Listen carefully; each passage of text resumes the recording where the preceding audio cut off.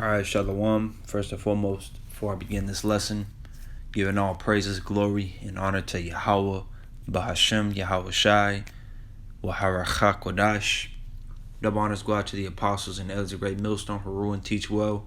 Shalom, Boa Barakim to you brothers and sisters out there. This lesson, I'm going to go into keeping the faith. Basically, Shamar Ha'amawan. But I just got done watching this movie that beloved brother Ayawab in our camp constantly bring up from time to time, called The Road. And I'm not doing a review or anything on it. It was a good movie. Definitely spiritual, definitely worth checking out. But it just reminded me that like we really got to put our trust in the Lord, man. Of course now, but especially in those times. Because the bottom line is, if you don't have faith or trust in the Lord that He's going to deliver you from a late car note, or baby mama drama or something, then how do you believe that the Lord is going to deliver you from nuclear desolation, from the hour of temptation, from martial law going door to door, from cannibals, from all these other things that are going to come that are going to be way worse? So we have to put our trust in Yahweh B'Shem Shai with everything, but especially in the times coming up, we have to be fully invested and completely pour our soul into the Lord. Allow Him to take complete control and allow things to go the way that He wants them to go, and don't fight against it. Just have faith. Everything happens for a reason. First thing I actually want to get, I'm going to get Proverbs chapter 3, verse 5 to 6. Trust in Yahweh with all thine heart, and lean not unto thine own understanding. In all thy ways acknowledge Him, and He shall direct thy paths. Right, so in everything we do, we have to keep Yahweh B'Shem Shai in mind. Now, our whole purpose of being created was to serve Yahweh B'Shem Shai. He created us, being Israelites, to serve Him. That is our entire purpose. Ecclesiastes 12 and 13. Jake gets so caught up in things of the world, the affairs of the world and all these other things, he forgets, or she forgets, why he or she was created in the first place. All the things that us in this ministry are doing, we were created to do this. It's a marvel in the earth. Oh, those men, they're wearing garments, and they're going into the Bible, and they're speaking the Hebrew, and it's a marvel in the earth. But this is what every Israelite man is supposed to be doing. What do you mean he doesn't eat shrimp, crab, or lobster?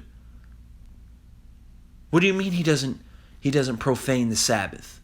Like, these are basic things that Israelites are supposed to be doing. And that shows just how far our people have fallen into a state of degeneracy. Because they marvel and they're so amazed at us being kind to one another, and us not stealing or murdering, and us, going on fasts and keeping the high holy days, and agreeing with our adversary quickly, not stirring up drama. They're so amazed at this, but this is how an Israelite is supposed to be. Okay?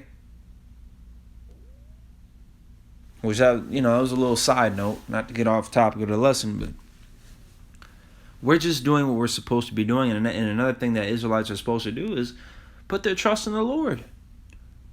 Look throughout the Bible. Right? Because it tells us in Romans 15 and 4, these things were written for our learning. When you look all throughout the Bible, men of the Lord have been delivered time and time again. What makes you think it's going to be any different now? The scriptures tell us in Daniel 12, Matthew 24, 2 Ezra 16, that this is going to be the worst time to come upon the face of the earth. The Lord is going to deliver us as he always has. Yahweh Ratazah of the elect, not just called but chosen. All right, this is Sirach 2:10. It says, "Look at the generations of old and see, did ever any trust in the Lord and was confounded? Or did any abide in his fear and was forsaken?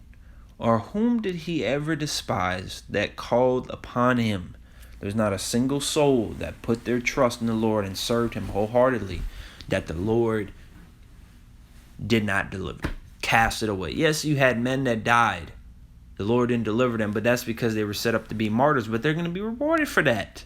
That's not the same thing. This is saying, no, nobody was ever, even Yahushua on the cross, which, of course, he's in the flesh, and that's the only reason why he said that. Because he's even the one that said the spirit is willing, but the flesh is weak. That was just the flesh saying, "Why hast thou forsaken me?" But Yahushua knows in his spirit that the Lord did not forsake him, and that was prophecy for that to happen to him.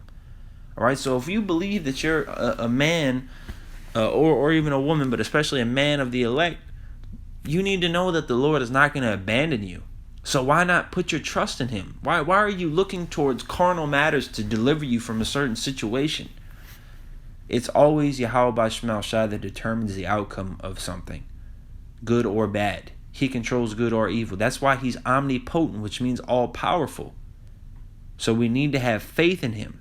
All right, and as it goes to say down here, verse 13, "Woe unto him that is faint-hearted, for he believeth not.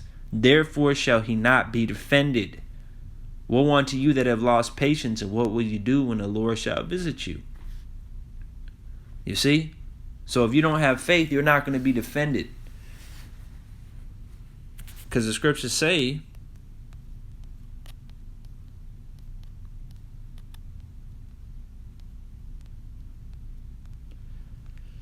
Hebrews 11:6, "But without faith it is impossible to please him. For he that cometh to God must believe that he is, and that he is a rewarder of them that diligently seek him." All right, so the Lord requires us to believe. And not only believe that he exists, which is what his name means, but also believe that you're going to be rewarded for doing what you're doing. You're not putting your life on the line every day and night. Romans 12:1, presenting your body as a living sacrifice. You're not doing all the things you're doing for nothing. All right, it's gonna yield a reward. All right, now it's not per se about the reward. It's not like we're just doing videos so we can have, slaves and women in it. No, we're doing it because this is what we want to do. This is what we were made to do. But we understand that in doing that, we're gonna inherit the kingdom of heaven, which is gonna come with peace, which is gonna come with new bodies, which the law is gonna be written as, which is gonna come with the multiple wives and the everlasting families and land and resources, and we understand that. But the main reason why we're doing this is because we fear the Lord, and because we know that this is why he created us. All right, we don't want to be discarded. You see, if you buy a TV and it won't turn on, you're gonna get rid of it. What benefit does this yield me? It was created to emit light, to show me movies and video games and all that, and it won't turn on. It's gonna get thrown in the trash. Okay? Or it's gonna be returned for something for a TV that does work. And take that spiritually. If you're not doing what you're supposed to do in this ministry, if the Spirit is on you as a man to go out there and teach and you're not doing it, the Lord might take your candle away and give it to somebody else. So we are to have faith and to trust the Lord and to work the work be times, man. And when the time comes, the Lord is going to give us his reward, which we're not deserving of. But we're going to continue to fight anyways, because what else do we have? There's nothing here for us.